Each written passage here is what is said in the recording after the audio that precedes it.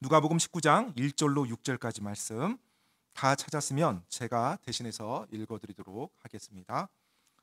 예수님께서 여리고로 들어가 거기를 지나가시더라. 보라, 삭개오라 하는 사람이 있었는데 그는 세리들 가운데 우두머리요 또 부자더라. 그가 예수님이 어떤 분이신지 보려고 애쓰되 키가 작음으로 밀려드는 무리로 인해 볼 수 없어서 앞으로 달려가 그분을 보려고 돌 무화과 나무에 올라가니 이는 그분께서 그 길을 지나셔야 하기 때문이더라. 예수님께서 그곳으로 가셔서 위를 보시고 그를 보며 그에게 이르시되 삭개오야 속히 내려오라. 오늘 내가 반드시 내 집에 머물러야 하겠노라 하시니 그가 속히 내려와 그분께 기쁘게 그분을 받아들이므로. 아멘. 어릴 적 어린이 주일학교에 가면 자주 등장하는 주제가 오늘 우리가 읽었던 키가 작은 삭개오 주제입니다.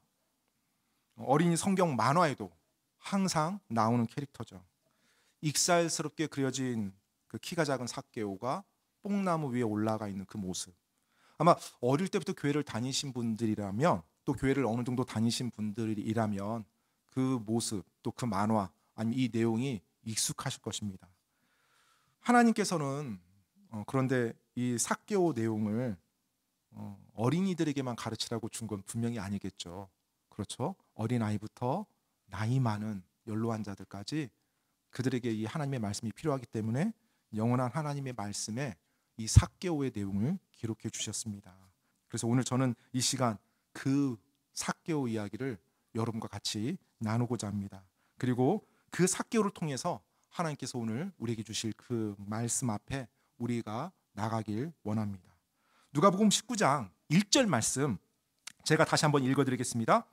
예수님께서 여리고로 들어가 거기를 지나가시더라. 자, 1절 말씀에 이제 배경이 나옵니다. 예수님께서 여리고를 들어가서 지나가신대요. 자, 여러분 여리고 하면 어떤 생각이 떠오르십니까? 우리에게는 익숙한 단어입니다. 사실 교회를 다녀봤으면 많이 들어본 도시 이름입니다. 아마 대부분 여호수아가 가나안을 정복할 때 요르단강을 지나자마자 첫 번째로 맞이했던 그 성이 여리고 성이었죠. 맞습니다. 그 여리고예요. 그 여리고 성. 그리고 이제 그곳에서부터 이제 가나안 땅을 정복해 나갑니다. 그런데 구약에 묘사된 여리고 성을 보면 굉장히 강력한 성이었거든요. 성이 엄청난 요새 성이었습니다. 여러분 어느 도시에 성이 지어졌는데 그 성이 엄청나게 강력한 성이라고 하면 그 도시가 작은 도시일까요? 큰 도시일까요? 큰 도시입니다. 큰 도시고 많은 사람이 살았다는 것이고 또 그만큼 번성한 도시였다는 거예요. 맞습니다. 이 여리고는요 굉장히 큰 도시였고 번성한 도시였어요. 지리적으로 교통의 요충지였고요. 많은 교육이 이루어졌던 곳이에요. 그리고 이 여리고의 이제 그 역사를 보면 발삼 향유가 굉장히 유명했대요. 고가의 향유였고 그리고 역청과 소금이 풍부했대요. 그러니까 이 여리고라는 도시는요 많은 돈을 가지고 있었던 도시였어요. 경제적으로 굉장히 부유한 도시였습니다. 그리고 성경을 보면 이 여리고에 나오는 이 도시 이름이 언급될 때마다 종려나무 도시라는 수식어가 붙어요. 그러니까 신명기 34장 3절도 그렇고 역대기야 28장 15절에도 보면 종려나무 도시 여리고 이렇게 표현되어 있어요. 그러면 종려나무 도시라는 말은 종려나무가 많았다는 거예요? 없었다는 거예요? 네, 많았다는 거죠. 그렇죠. 많으니까 종려나무예요. 종려나무가 어떤 나무예요? 야자수라고 보시면 됩니다. 야자수 같이. 그럼 여러분 야자수 떠오르면 야자수를 딱 생각하면 어떤 모습이 떠오릅니까? 저는 항상 야자수 생각하면 캘리포니아가 딱 떠올라요. 그래서 휴양 도시 그리고 항상 햇살이 쬐고 이렇게 쾌적한 환경 이런 실제로 제주도도 이제 야자수가 있고요. 이렇게 살기가 좋았던 도시가 바로 여리고입니다. 우리는 여리고가 이게 여호수아가 정복한 도시고 막 그쪽에 가나안 이제 족속들이 살았던 도시라 좀 안 좋은 이미지로 있는데 굉장히 살기 좋은 도시예요. 여리고가. 그러니까 큰 도시였던 거예요. 그 실제로 역사를 보니까 헤롯 왕이요. 그 헤롯 대왕이죠. 성경이 참고로 헤롯 왕 하면 4명의 헤롯 왕이 언급이 됩니다. 알겠죠? 그래서 이제 첫 번째 헤롯 왕을 헤롯 대왕이라고 말해요.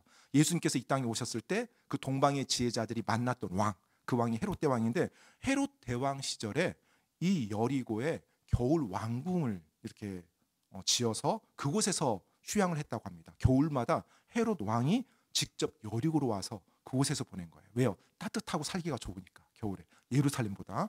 그러니까 이런 이 여리고의 모습을 보았을 때 굉장히 부유한 도시고 살기 좋은 도시고 많은 사람들이 거했던 도시고 돈이 많았던 그리고 많은 교육이 이루어졌던 그런 도시의 이미지를 또 올리면 됩니다. 알겠죠? 어느 도시랑 비슷할까요? 우리나라로 따지면 갑자기 부산이 좀 생각이 났어요. 예, 서울 다음으로 큰 도시 그리고 부유한 도시 또 이렇게 날씨도 따뜻하고 아무튼 그런 생각이 좀 떠올랐습니다. 네, 여하튼 그런 도시인데 요르단 강에서부터는 한 10km 정도 떨어져 있어요. 이 도시가요. 굉장히 가까운 거리죠. 그리고 예루살렘으로부터는 28km 정도 떨어져 있는 도시입니다. 그곳에 오늘 예수님께서 들어가신 거예요. 그럼 예수님께서 왜 들어가셨을까요? 그곳에? 예수님도 어디를 가시는 거예요? 지금 예루살렘을 가고 계시는 거예요. 예루살렘을. 자, 여러분, 우리가 한 가지 알아야 될 사실은 오늘 이제 이 부분은 여러분 좀 머릿속에 염두하시고 들어주세요. 예수님이 지금 여리고에 들어갔을 때는요, 예루살렘으로 가는 길에 들린 거예요. 그리고 예루살렘에 가셔서 예수님이 무엇을 하실 거냐면요, 며칠 후에 십자가에 달리실 거였어요. 그러니까 3년 공생의 사역 중에 가장 끝자락에 온 이 시점입니다. 그때 삭개오를 만난 거예요. 그러니까 한참 사역하고 있는 1년, 2년 이때 만난 게 아닙니다. 불과 며칠 후면 십자가에 달리실 그 시점이었어요. 그때 여리고를 지나가시면서 삭개오를 만난 겁니다. 우리가 방금 19장 1절을 읽었는데요. 누가복음 18장에 보면 예수님께서 지금 자신이 어떤 일을 이제 겪을 것이라는 것을 제자들에게 말씀해 주는 내용이 나와요. 누가복음 18장 31절로 34절 말씀 제가 읽어드리겠습니다. 그 뒤에 그분께서 12 제자를 데려다가 그들에게 이르시되 보라 우리가 예루살렘으로 올라가노니 주께서 대언자들을 통해 사람의 아들에 대하여 기록하신 모든 것이 이루어지리라. 그가 이방인들에게 넘겨져 조롱을 당하며 지금 예수님이 당하실 일을 말씀하는 거죠. 모욕을 당하고 침뱉음을 당할 것이며 그들이 그를 채찍질하고 죽일 것이요 셋째 날 그가 다시 일어나리라 하였으나 그들은 지금 제자들입니다. 이것들 중 어떤 것도 깨닫지 못하였더라. 예수님이 말씀해 주셨는데 제자들이 깨닫지 못한다는 거예요. 이 말씀이 그들에게 숨겨졌으므로 그들은 그분께서 말씀하신 것들을 알지 못하였더라. 지금 18장 마지막 부분에서 예수님이 이 말씀을 하신 거예요. 그러니까 예수님은 지금 예루살렘에 왜 가시는 거예요? 십자가에 달리시기 위해서 가시는 거예요. 그 말을 제자들에게 말해준 거예요. 근데 제자들이 그 말을 듣고도 깨닫지 못하는 거예요. 얼마나 답답하셨을까요? 그런 가운데 이제 예루살렘을 향해 가다가 여리고에 들르신 것입니다. 여리고에 들리셔서 예수님께서 한 사람을 만나요. 그 사람이 바로 삭개오입니다. 마지막으로 들리셨던 그 도시에서 삭개오를 만나요. 누가복음 19장 2절 말씀입니다. 제가 읽어드리겠습니다. 보라 삭개오라 하는 사람이 있었는데 그는 세리들 가운데 우두머리요 또 부자더라. 이제 2절 말씀에서 삭개오가 등장합니다. 이 삭개오라는 사람은요, 그 이름의 의미는 참 좋아요. 의로운 자란 뜻이에요. 순결하다, 순수하다, 의롭다 이런 뜻입니다. 의로운 자. 그런데 안타깝게도 사람들에게 이 삭개오는 의로운 자로 인식되지는 못한 것 같아요. 왜냐하면 그의 직업이 그것을 말해주고 있거든요. 그의 직업이 지금 성경 2절에서 보면 세리들 가운데 우두머리요라고 그렇게 말하고 있어요. 여러분, 이 성경 시대에 세리들은요 세금을 걷는 사람입니다. 세금을 걷는 사람. 그런데 당시 이스라엘이 로마의 치하에 있었죠. 로마 정부는 세금을 거두기 위해서 그 같은 민족들 가운데 세금 거둘 사람을 이렇게 선발해서 그들로 하여금 걷게 했어요. 그러니까 좀 이렇게 표현하면 좋을 것 같아요. 에이전트라고 좀 보시면 좋아요. 에이전트십. 그래서 이 지역은 네가 담당해. 그리고 거기서 들어온 수익은 네가 일부 가져가. 그리고 정부에는 이 정도만 주면 돼. 이렇게 할당제예요. 할당제. 그리고 세리들한테 주니까 이 세리들이 그럼 이제 어떻게 거둘까요? 세금을? 많이 걷겠죠. 맞아요. 왜냐하면 로마 정부에서 급료를 받는 게 아니에요. 자기가 세금을 거둔 것 가운데서 일부를 자기 인센티브로 가져가야 돼요. 그러니까 어떻게 걷어요? 많이 거두려고 하겠죠. 누구를 향해서? 자기 민족을 향해서. 그러니까 유대인들 입장에서 이 세리가 어떻게 보였겠습니까? 굉장히 안 좋았겠죠. 이 당시 로마에서 정의했던 세금을 보게 되면 정식적인 세금, 공식적인 세금은 인두세와 토지세가 있었대요. 그러니까 사람 숫자에 따라서 일정 연령 이상이 되면 이제 세금을 부과하는 거예요. 그리고 또 어떤 토지에서 곡물이나 아니면 포도즙이 나오면 또 거기에 세금을 부과하는 겁니다. 이게 공식적인 세금이고요. 말도 안 되는 세금들도 이제 많이 만들었겠죠. 왜? 세금을 부과할 수 있는 능력이 있으니까. 그래서 보니까는 그런 내용들이 나와요. 집마차에 바퀴 숫자에 따라서 세금을 매겼대요. 제가 이 말을 딱 보는데 어떤 생각 든 줄 알아요? 자동차 배기량에 따라 세금 부과하는 거랑 비슷하다는 생각이 들었어요. 마차가 크면 클수록 마차 바퀴가 많아질 거 아니에요. 그럼 이제 그 마차 끌고 가면 이 마차 소유하고 있으니까 세금 얼만큼 내세요. 또 집마차를 끌고 가는 동물에게도 세금을 냈고요. 심지어 어떤 사람이 짐을 가지고 가잖아요. 그러면 그 짐 풀으라고 한대요. 짐 풀러서 그 짐에서 뭔가 내용물이 나오잖아요. 이거 세금 내야 돼 하고 세금을 부과하는 거예요. 그러니까 얼마나 유대인들이 막 이가 갈렸겠어요. 이 세리들의 그 행포에. 심지어 세금 낼 돈이 없다고 하면 돈을 빌려주기까지 한대요. 세리들이. 그리고 빌려준 돈을 가지고 고리대금업을 하는 거죠. 그러니까 당시 고리대금업 하는 세리들도 많았다고 합니다. 자, 그러면 이제 세리라고 딱 했을 때 확실한 거 두 가지가 있어요. 첫 번째, 엄청나게 많은 돈을 버는 사람이다. 그렇죠? 그리고 두 번째, 사람들의 멸시의 대상이다. 이 두 가지가 확실합니다. 이 유대인들에게 있어서 이 세리들은 로마 제국의 앞잡이로서 자기 동포들의 소위 말해서 피를 빨아먹는 존재인 거예요. 굉장히 사리사욕을 추구하는 악한 사람입니다. 그렇기 때문에 유대 사회에서는 세리들을 죄인하고 동급을 한 거예요. 세리라 그러면 무조건 죄인인 거죠. 그리고 창녀와 동급으로 본 것입니다. 그 정도로 악하고 부패하게 본 그 직업이 세리라는 직업이었어요. 그런데 여러분, 오늘 이 2절 말씀에 나온 삭개오는 어떤 사람이었어요? 세리들 가운데 우두머리였어요. 그냥 세리가 아니라 세리들 가운데 우두머리. 그러면 이 말이 또 무슨 말이냐면요. 이 당시 자기가 거느리고 있는 세리들이 있잖아요. 그럼 그 세리들이 이제 세금을 이렇게 거둬들입니다. 그리고 그들이 거둬들인 것 중에 또 일부를 세리장한테 상납해야 됐어요.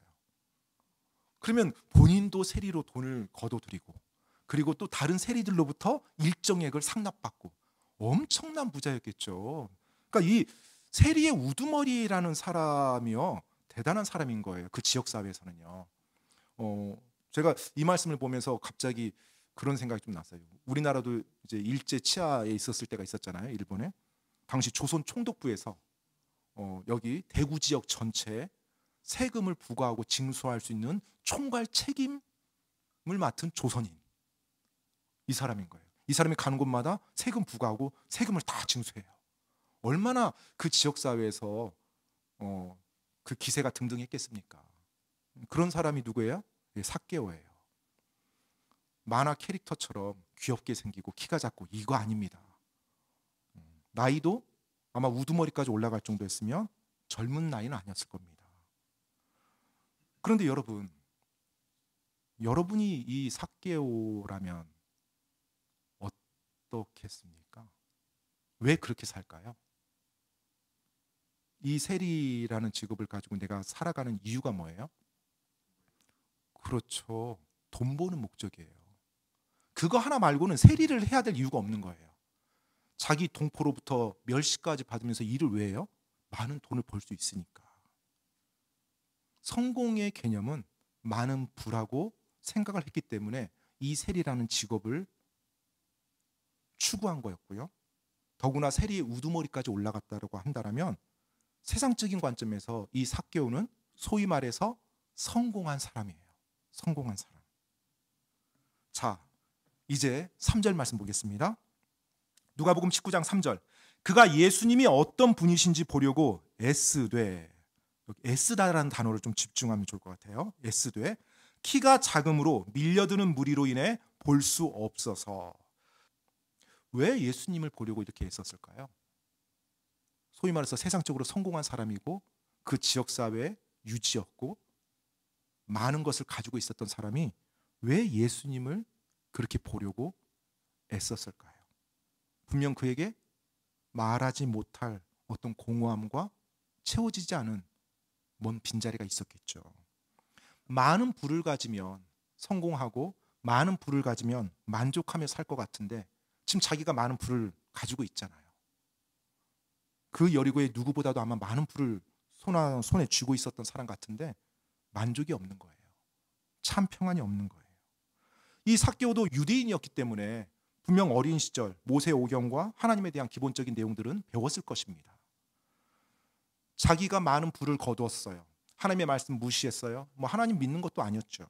그러면서 자기가 추구하고자 하는 그 성공의 길을 갔습니다. 그리고 성공에 도달했다고 볼 만한 그런 지위까지 올라갔어요. 그런데도 공허함 속에 있었고 만족이 없었던 거예요. 그러던 가운데 예수님이란 분에 대한 소식을 듣습니다. 이 당시 예수님의 공생의 마지막 단계라고 했어요. 그러면 3년 동안 예수님이 행하셨던 많은 일들이 이스라엘 이 사회에 많이 회자됐을 겁니다. 그리고 많은 사람들이 예수님을 알고 있었고요. 그렇기 때문에 예수님이 가는 곳마다 많은 사람들이 몰려들었던 거예요. 자, 삭개오도 그런 예수님에 대해서 좀 들었을 것입니다. 지난 3년간 예수님이 행하셨던 놀라운 기적들, 이스라엘에서 이제까지 한 번도 일어나지 않았던 놀라운 일들을 일으키신 그 예수님, 그리고 지난 3년 동안 예수님이 가르치셨던 그 많은 내용들, 어떤 사람은 예수님이 대언자라고 말해요. 또 어떤 사람은 예수님이 메시아라고 말합니다. 실제로 예수님께서 메시아 하나님이라고 말씀도 했대요. 그리고 그 예수님께서 병자를 고치고 죽은 자를 살리고 눈먼 자를 눈뜨게 하는 거예요. 그리고 심지어 죄까지 용서해 줬다는 말을 듣습니다. 그리고 예수님의 제자 중에 어떤 사람은 세리였대요. 마태였죠. 세리. 자기랑 같은 직종에 있었던 사람이에요. 그런데 3년 전에 그 사람이 그 직종을 놓고 돈 잘 버는 그 직업을 포기하고 예수님을 따라다니며 제자로 살아간다는 거예요. 도대체 그 친구는 왜 이 돈 잘 버는 직업을 내려놓고 예수라는 사람을 따를까? 많은 호기심이 있었던 것 같아요. 그리고 또 한편으로는 자기 삶에 풀리지 않는 그 공허함을 해결할 수 있는, 그 공허함에 답을 줄 수 있는 분은 아니었을까? 이런 생각도 많았었을 것 같아요. 그래서 예수님이 여리고에 들어온다는 소식을 들었을 때 삭개오는 그 예수님을 만나보고 싶었던 거예요. 그 예수님을 갈급하며 보고 싶었던 것입니다. 그래서 그가 예수님을 보려고 애썼다고 성경에서 그렇게 나와 있어요. 자, 그런데 그가 이제 예수님을 보려고 애썼는데 장애가 생겼어요. 3절 후반부에 키가 작음으로 밀려드는 무리로 인해 볼 수 없어서라고 되어 있습니다. 키가 작음으로. 자, 삭개오의 모습입니다. 키가 작았대요. 어느 정도 작았는지는 모르겠어요. 키가. 그런데 성경에서 작았다고 하면 진짜 작은 거예요. 진짜 작은 겁니다. 성경에서 키가 작았다고 말한 사람은 제가 알기로는 삭개오가 유일하거든요. 키가 큰 사람이라고 말한 사람도 몇 사람이 있어요. 그렇죠. 사울왕, 머리 하나가 컸다. 또 골리앗, 또 키가 컸다. 이런 말이 나옵니다. 근데 키가 작았다고 말하는 사람은 삭개오예요. 하나님께서 왜 그분의 말씀에 그냥 삭개오가 있고 삭개오가 예수님 보려고 힘썼다. 그리고 이야기를 전개 나가면 되는데 왜 키가 작았다라는 말을 구태여 줄까요? 그래서 오늘날 수많은 어린이들의 머릿속에 키가 작은 땅따란 그런 왜 이미지로 삭개오를 만들었을까요? 삭개오를 하나님께서 절대로 비웃거나 이렇게 그런 대상으로 보려고 쓴 거 절대 아닙니다, 여러분. 세상적인 관점에 우리가 잘못 봐서는 안 돼요. 키가 크고 작은 것은 하나님께 쓰임 받는 것과 전혀 상관없어요. 알겠죠, 여러분? 키가 작다고 또 키가 너무 크다고 여러분 그런 관점 가지고 사람 봐서는 절대 안 됩니다. 하나님이 그렇게 창조하셨어요. 우리 그리스도인들이 그런 편견 가지고 봐서는 안 됩니다. 키의 크고 작음이 하나님께 쓰임 받음에 대한 일과 전혀 상관이 없어요. 그런데 왜 하나님께서는 삭개오가 키가 작다라는 말을 해주셨을까요? 제가 이 말씀을 이렇게 준비하면서 많이 이제 묵상을 해봤어요. 그러면서 한 가지 이렇게 좀 이래서 하나님이 이걸 써주셨지 않았을까 생각이 든 게 있었어요. 만약 삭개오가 키가 컸다라면 이 상황에서 삭개오의 간절함이 드러날 수 있는 행동이 없었을 것 같아요. 예를 들어서 제가 설명해 드릴게요. 삭개오가 키가 큰 사람이었어요. 머리가 하나가 더 커요. 그러면 예수님을 보고 싶은 마음이 10이 됐든 100이 됐든 간에 어떻게 하면 돼요? 나가서 보면 돼요. 그럼 그 마음의 간절함을 우리가 알 수 있어요, 없어요? 없어요. 그냥 나가면 다 보여요. 머리가 하나 크니까. 그러면 예수님에 대해서 그냥 대충 보고 싶어도 나가서 볼 수 있고, 예수님에 대해서 간절히 보고 싶어도 나가서 보면 돼요. 그렇죠? 그의 간절함에 따라서 그의 행동이 좌우되지 않아요. 키가 컸다라면. 근데 이제 키가 작았다라면 그의 간절함이 그의 행동에 드러나 보여요. 키가 작으니까 많은 사람들 사이에서 볼 수가 없어요. 만약에 삭개오가 예수님에 대한 관심도가 10 정도였다면 어떻게 했을까요? 그냥 안 보고 가죠. 에이 뭐 별일 별 사람이 있겠어 하고 그냥 가면 돼요. 그런데 예수님 내가 꼭 봐야 된다면 어떻게 될까요? 키가 작았기 때문에 수단과 방법을 가리지 않고 그의 그 다음 행동이 나올 수밖에 없어요. 그래서 삭개오가 어떻게 해요? 이제 4절 말씀 보겠습니다. 4절 말씀. 앞으로 달려가 그분을 보려고 돌 무화과 나무에 올라가니 이는 그분께서 그 길을 지나셔야 하기 때문이더라. 삭개오가 어떤 사람이었어요? 세리의 우두머리, 세리장입니다. 세리장. 지역사회에 영향력을 미치는 사람이었어요. 그리고 많은 부를 가지고 있었던 사람입니다. 근데 이 사람이 어떻게 했다고 그래요? 뛰어갔대요. 뛰는 것은 이 당시에 천박한 행동으로 여겨졌던 거예요. 사실 어른이 뛰어가는 모습 보기 드뭅니다. 그렇죠? 우리가 여러분 길거리 다니는데 갑자기 나이 드신 중년의 어떤 신사가 막 뛰어가요. 그럼 다들 바라보죠. 무슨 일인지. 그렇죠? 이 당시도 역시 마찬가지였어요. 삭개오가 부자였다라면 그의 입은 옷, 그의 신발, 모르겠어요. 어떤 장신구까지 막 걸고 다녔는지. 이런 사람이 항상 거드르피면서 다니는데 갑자기 막 뛰어가는 거예요. 그러더니 심지어 돌 무화과 나무에 올라가는 거예요. 아마 삭개오가 나무에 올라간 일이 지금 어른이 되어서 거의 처음이 아니었을까? 전 개인적으로 이런 생각이 드는데 왜 자기가 나무에 올라가요? 설령 나무에 올라갈 일이 있다 할지라도 자기 집에 뭐 종들 시키면 되죠. 본인이 나무에 올라갈 일이 뭐가 있겠어요? 어릴 때 말고는요. 그런데 이 삭개오가 돌 무화과 나무에 올라가서 예수님을 보고자 했던 거예요. 그럼 이 모습이 무엇을 보여주고 있어요? 삭개오가 얼만큼 간절했는지를 보여주고 있죠. 얼마나 예수님을 보고 싶어 했는지, 그리고 그의 마음속에 해결되지 않은 그 무언가가 얼마나 컸는지. 그래서 다른 사람들의 눈을 신경 쓰지 않은 거예요. 뛰어갔어요. 그리고 나무에 올라갔어요. 다른 사람들이 뭐라고 하든 상관없어요. 나는 지금 내 인생에서 단 한 번 있는 이 기회, 예수님 그분을 보고 싶었거든요. 그리고 수많은 군중들 가운데 이제 예수님이 그 길을 지나가십니다. 예수님을 이렇게 보고 있었겠죠.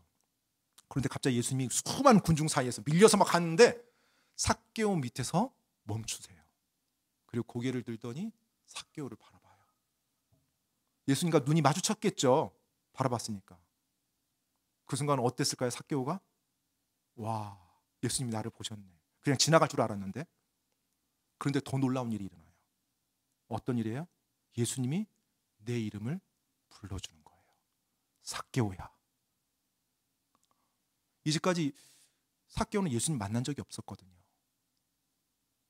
처음 봤거든요. 그런데 그 처음 본 자기를 심지어 예수님이 이름까지 알고 있어요. 어땠을까요? 그 순간. 저 같으면 전율이 느껴졌을 것 같아요. 처음 저를 보는데 제 이름을 불러줘요. 예수님의 제자 중에서도 예수님이 자기를 알아봐서 깜짝 놀라서 예수님이 메시아임을 고백한 사람이 있습니다. 바로 나다나엘이죠. 예, 나다나엘. 뭐 펴실 필요 없고 제가 한번 읽어드릴게요. 요한복음 1장 48절로 49절인데요. 요한복음 1장 48절로 49절 제가 읽어드리겠습니다. 나다나엘이 그분께 이르되 어떻게 나를 아시나이까 하매 예수님께서 그에게 대답하여 이르시되 빌립이 너를 부르기 전에 내가 무화과나무 밑에 있을 때 내가 너를 보았노라 하심으로 나다나엘이 그분께 응답하여 이르되 랍비여 선생님은 하나님의 아들이시오 선생님은 이스라엘의 왕이시니이다 하매. 자, 이 나다나엘이요 빌립이 와서 메시아를 보았다고 말합니다. 처음에 그 말을 무시했죠. 나사렛에서 무슨 선한 것이 날 수 있느냐라고 무시했어요. 근데 빌립이 와서 보라고 합니다. 와서 봤더니 예수님이 자기를 알아본 거예요. 자기가 어떤 사람인지를 딱 한눈에 말해준 거예요. 깜짝 놀랐죠. 그러더니 예수님이 너가 무화과나무 밑에 있을 때 보았다는 말씀하세요.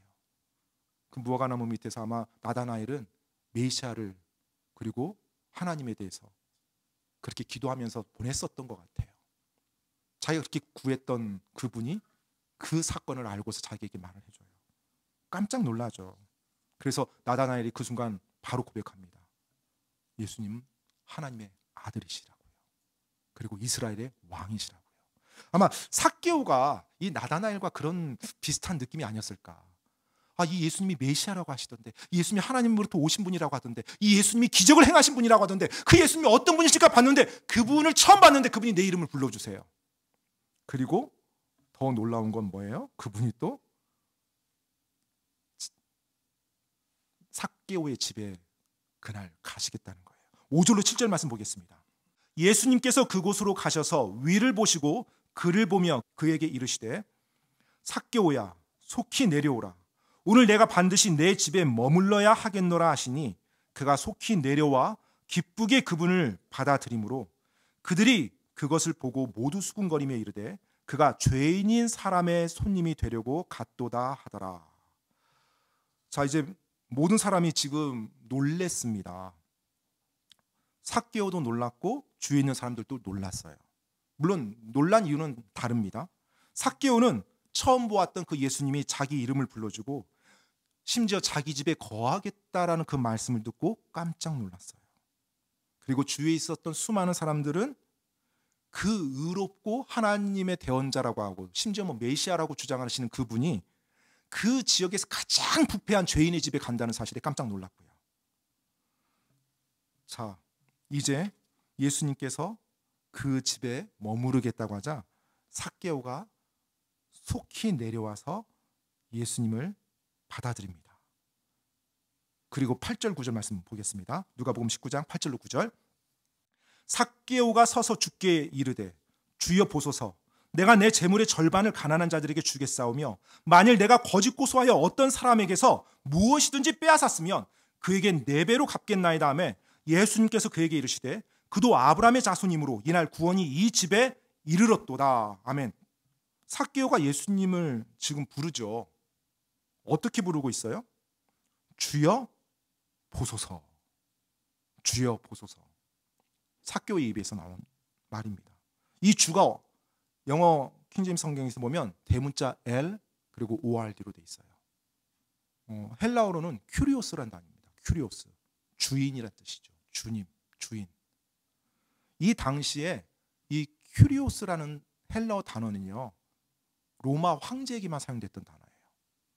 그러니까 큐리오스, 카이사르 이렇게 말해야 돼요. 그런데 예수님을 믿은 그리스도인들은 이제 자신의 주인이 누구로 바뀌었어요? 예수님으로 바뀌었거든요. 그래서 예수님을 믿은 자들은 예수님께 바로 큐리오스, 예수스 이렇게만 불렀어요. 그들의 믿음의 고백 때문에 수많은 사람이 로마 시대에 순교를 당합니다. 근데 삭개오가 지금 예수님께 큐리오스라는 단어를 사용했어요. 주여 보소서. 삭개오가 어떤 사람이에요? 로마 제국 밑에서 세리 일을 하는 사람이에요. 카이사르를 위해서 일하는 사람이에요. 그런데 그의 입에서 예수님을 향해서 큐리오스, 주여라고 고백을 한 겁니다. 어떻게 이 고백이 나올 수 있어요? 예수님이 왕이시라는 거. 그리고 예수님이 자기 주인이시라는 거. 그러면 여러분 지금 예수님이 삭개오를 불렀던 6절과 지금 삭개오가 예수님을 주라고 고백했던 8절 사이에 어떤 일이 일어났다는 얘기죠. 어떤 일이 일어났어요? 삭개오가 마음으로 예수님을 믿었다는 거예요.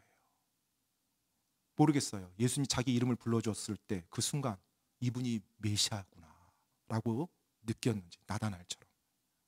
이미 예수님에 대한 이야기를 많이 듣고 있었어요. 삭개오가요. 그런데 그 순간 믿었는지 아니면 예수님과 함께 자기 집으로 걸어오면서 예수님과 대화를 하면서 이분이 메시아구나, 이분이 주님이구나 그래서 그 순간 믿었는지 아니면 자기 집에 오신 예수님과 대화를 하다가 예수님을 믿었는지, 어느 시점인지 모르겠지만 확실한 건 믿었다는 거예요. 지금 8절 전에서. 그래서 예수님을 뭐라고 불러요? 주여라고 부르는 겁니다. 그 고백이 나온 거예요. 자, 그러면서 삭개오가 이제 어떤 말을 해요? 내가 내 재물의 절반을 가난한 자들에게 주겠사오며, 충격적인 말을 하죠.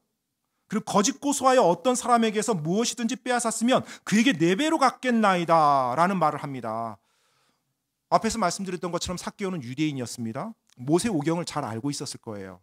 모세오경에 보면, 레위기와 출애굽기에 보면 유대인들이 그들이 무언가 다른 사람에게 훔쳤을 때 어떻게 벌금을 내고 어떻게 그 죄값을 지불해야 되는지가 나와 있어요. 누군가로부터 내가 어떤 금전적인 손해를 끼치고 훔쳤으면요, 레위기 6장에 보면 5분의 1을 더해서 갚아주라고 합니다. 그러니까 20%를 갚아주는 거예요. 더 그렇게 돼요. 그런데 소나 양을 도둑질해서 죽였어요. 그러면 그 주인에게 소는 5마리로 그리고 양은 4마리로 해서 갚을 것을 명령하고 있어요. 그리고 소나 양을 도둑질했는데 걸렸어요. 근데 아직 살아있어. 그럼 다시 이제 주인이 가져갈 거 아니에요. 그 경우에는 1마리씩만 더 주면 돼요. 그러니까 2배로 갚는 거예요.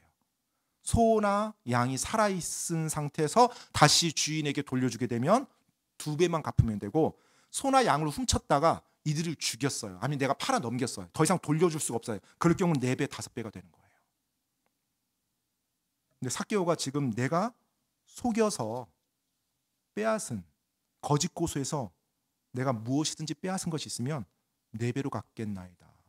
어쩌면 자신의 삶에서 최고의 어떻게 보면은 배상하는 기준을 잡았을 수도 있고요.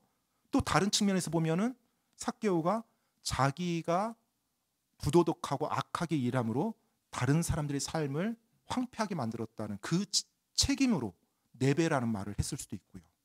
사실 소나 양을 도둑질해서 팔거나 죽여버리면 그 소나 양을 가지고 있었던 사람들은 치명적이거든요. 왜냐하면 농경사회였기 때문에 그 소나 양을 통해서 계속 그들이 생계를 유지해야 되는데 그 수단을 빼앗아가 버린 거예요. 그래서 4배, 5배를 갚는 거거든요. 어쩌면 삭개오가 그런 생각을 가지지 않았을까. 그래서 4배를 갚겠다고 말을 합니다. 그리고 자기 재산의 반을 가난한 자들을 위해서 다 주겠다고요. 여기서 우리가 또 주목할 것은 삭개오는 구원받기 위해서 이렇게 한 게 아닙니다. 알겠죠? 가난한 자들에게 재물의 절반을 다 나눠주고 자기가 속여서 빼앗은 사람들에게 4배로 갚겠습니다. 그래서 제가 구원받게 해주세요. 이거 아니에요. 구원을 받았기 때문에 지금 이런 고백이 나온 거예요. 구원의 간증으로 이런 모습을 보인 것입니다. 정말로 놀라운 변화가 삭개오의 삶에서 일어난 겁니다. 이전에는 삭개오의 삶에 있어서 주님이 누구였어요? 재물이었습니다. 돈이었어요. 그런데 이제 누가 주님이 됐어요? 예수님이 주님이 된 거예요. 이제 예수님을 자기 주로 섬긴 겁니다. 자기 삶에서 주가 완전히 바뀌었어요. 그래서 그의 마음속에 변화가 일어났고요. 그 마음속의 변화가 그의 행동으로 드러났던 것입니다. 이제 삭개오의 삶에 있어서 재물을 바라보는 관점이 완전히 바뀐 거예요. 예전에는 재물에 휘둘리는 인생이었어요. 그런데 이제 재물을 다스리는 인생으로 바뀐 것입니다. 예전에는 가장 소중했던 것이 돈이었어요. 이제 가장 소중한 것이 주님이 된 것입니다. 삭개오의 삶에 그 놀라운 그 구원이 일어난 거예요. 그날 아침 그런 놀라운 일이 있을 거라고 생각이나 했겠습니까? 그런데 여러분, 항상 마음이 갈급하고 진리를 간구하는 사람들에게는 하나님이 그냥 지나치지 않습니다. 그 사람 꼭 도와주세요. 바로 삭개오가 그렇게 곰핍하고 갈급해 있을 때 주님께서 그를 찾아서 여리고로 와주신 거거든요. 오늘 여러분은 그 예수님을 주님이라고 부르실 수 있는지요? 혹시라도 그런 확신이 없다라면 예수님을 영접함으로 그 확신을 가지고 살아가시기 바랍니다. 언제라도 하나님의 말씀으로 제가 도와드릴 테니까 저에게 말씀해 주시기 바랍니다. 바로 그 삭개오가 예수님을 믿고 구원받을 수 있도록 하기 위해서 예수님께서 이 땅에 오셨던 겁니다. 그리고 예수님께서 그 여리고에 들어가셨던 것입니다. 그래서 누가복음 19장 10절에 보면 사람의 아들은 잃어버린 것을 찾아 구원하러 왔느니라 하시니라 라고 예수님께서 말씀하신 거예요. 자, 이제 예수님께서 그 삭개오를 만나고 어디로 가세요? 예루살렘으로 가십니다. 그리고 며칠 후에 십자가에 달리세요. 여러분, 잠깐만 관점을 예수님 관점에서 한번 좀 볼게요. 예수님께서 십자가에 달리시는 거 가볍게 생각했을까요? 절대 가볍게 생각하지 않으셨죠. 예수님도 우리와 같은 육체를 가지고 계셨어요. 그리고 우리와 같은 감정과 정서를 다 가지고 계신 분이세요. 그리고 우리와 같은 고통도 느끼세요. 예수님께서 십자가 고통이 어떤 건지 아셨겠죠. 그런데 육체로 그걸 감당해야 돼요. 그래서 겟세마네 동산에서 예수님께서 기도하실 때 성경에 뭐라고 되어 있어요? 땀이 핏방울같이 땅에 떨어졌다고 해요. 그리고 고뇌가 가득했다고 합니다. 고뇌가 가득했다는 표현이 나와 있어요. 예수님이 얼마나 마음이 힘들었을까요? 며칠 후면 이제 그 십자가에 달리셔야 되는데. 그런데 그 사실을 제자들에게 말해줬더니 제자들은 이해를 해요? 못해요? 이해도 못해요. 이해도 못하고 따라만 다녀요. 아마 굉장히 외롭게 느껴졌을 것 같아요. 어느 누구도 위로해 주는 사람이 없었어요. 예수님, 제가 예수님 위해서 기도하겠습니다. 이런 제자 한 명도 없었어요. 그 가운데 여리고로 들어갔던 거예요. 왜요? 잃어버린 양을 찾기 위해서. 당신께서도 지금 갈보리 십자가를 감당하셔야 되는데 그 고통과 고뇌 가운데 계신 분이신데 자기 자신이 아니라 그 가운데 잃어버린 그 양을 위해서 여리고로 들어가신 거예요. 그 간절히 예수님을 만나고 싶어하는 그 잃어버린 자를 찾기 위해서. 그리고 그를 찾아서 그가 예수님을 믿었습니다. 물론 그 사람도 기뻤죠. 삭개오도 기뻤죠. 근데 예수님은 어땠을까요? 얼마나 또 기뻤을까요? 자신이 십자가 달리시기 전이라 할지라도 그 잃어버린 양이 목자 앞에 다시 돌아왔을 때 얼마나 기뻤을까요? 그리고 그 양을 보면서 저는 오히려 삭개오를 보면서 예수님이 위로를 받지 않았을까 생각이 돼요. 그래, 내가 나의 사랑하는 양을 위해서 십자가에 기꺼이 달리리. 그 사랑의 목자가 바로 여러분과 저의 목자입니다. 그리고 그 사랑의 목자가 여러분과 제가 믿는 예수님이고요. 그 예수님, 여러분 삭개오처럼 믿읍시다. 삭개오처럼. 예수님을 믿고서 삭개오가 보여준 그의 태도를 보면 우리는 성경을 읽으니까 그런가 보다 하고 많이 넘어갑니다. 그런데 여러분, 삭개오처럼 이렇게 확실하게 예수님 믿었다는 거 보인 사람 있습니까? 여러분의 삶 속에서 구원받고 이렇게 행동으로 자기의 구원에 대한 간증을 보인 사람이요? 저도 이렇게 머릿속으로 생각해 보는데 많지가 않아요. 삭개오 같은 사람이 있었나? 구원받고 나서 재물의 노예로 살았던 사람이 예수님 믿고 완전히 재물의 노예에서 벗어난 모습이요. 삭개오는 여러분 결단의 사람이었어요. 진짜 남자 중에 남자였어요. 결단의 사람. 우리는 키 작고 땅딸하고 코믹한 만화로만 삭개오를 생각하지만 삭개오가 구원받고 보였던 그 행동을 보면요, 그런 뭐라고 할까요? 엄청난 결단을 할 줄 아는 사람이었어요. 무엇가 옳고 이것이 맞다고 생각하면, 또 이것을 내가 목표로 하고 이것이 가는 길이라고 생각하면 모든 걸 다 거는 사람이었던 것 같아요. 어쩌면 그런 성향이었으니까 세리들의 우두머리까지 올라갔을 수도 있고요. 우유부단하고 흐지부지한 사람이 아니었어요. 예수님이 맞고 예수님이 나의 주님이라고 됐을 때 그분의 말씀에 따라서 자기의 모든 것을 다 바꿔버릴 수 있는 결단의 사람이요. 이 삭개오가 며칠 후에 예수님이 십자가 달리셨다는 소식도 들었겠죠. 여리고에서. 불과 며칠밖에 안 돼요. 그리고 예수님이 부활하셨다는 소식도 들었겠고요. 그리고 몇십 일이 지나서 예루살렘 교회가 세워집니다. 삭개오가 어떤 그리스도인의 모습으로 살아갔을까? 이게 궁금해졌어요. 사도행전에 삭개오 이름이 한 번만 나왔었으면 얼마나 좀 속이 후련했을까, 이런 생각도 좀 들기도 하고요. 분명히 그리스도인으로 살아갔을 건데 사도행전 혹시 다락방 120명 가운데 삭개오도 있었을까? 또 베드로가 복음을 전해서 막 3천 명이 막 구원받고 막 했을 때 삭개오도 그 자리에 있었을까? 또 많은 사람이 바나바가 자기 재산 땅을 팔아서 예루살렘에 남아 있는 그 수많은 그리스도인들을 살리기 위해서 자기 재물을 막 바쳤을 때 혹시 삭개오도 그 자리에 있었을까? 분명히 신실한 그리스도인으로 살아갔을 것 같아요. 삭개오의 그의 성품과 그의 결단을 보면 흐지부지하게 살아갈 사람 아니에요.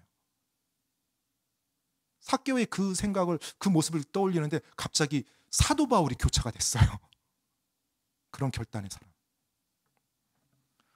나중에 천국 가면 삭개오 만나겠죠. 그렇죠. 그러면 삭개오에게 말해주고 싶어요. 당신은 작은 사람이 아니었습니다. 진정 큰 사람이었습니다. 라고요. 당신은 진정 큰 사람이었습니다. 그리고 그런 아름다운 본을 보여줘서 고맙습니다. 그 말 해주고 싶어요. 그리고 저도 예수님 믿고 정말로 주님 안에서 내 삶이, 나의 드러나는 모습이 나의 주님의 합당한 모습인가, 그리고 그분의 말씀을 믿는 그와 같은 결기로 살아가고 있는가 돌아보게 됩니다. 그렇게 살기 원합니다. 그리고 여러분도 그렇게 살기 원하고요. 그래서 삭개오의 삶을 통해서 지금까지도 나의 주님이 영광받는 것처럼 여러분과 저희 삶을 통해서도 우리 주님이 영광받는 그런 삶이 되길 간절히 바랍니다. 이 시간에 기도하고 마치겠습니다.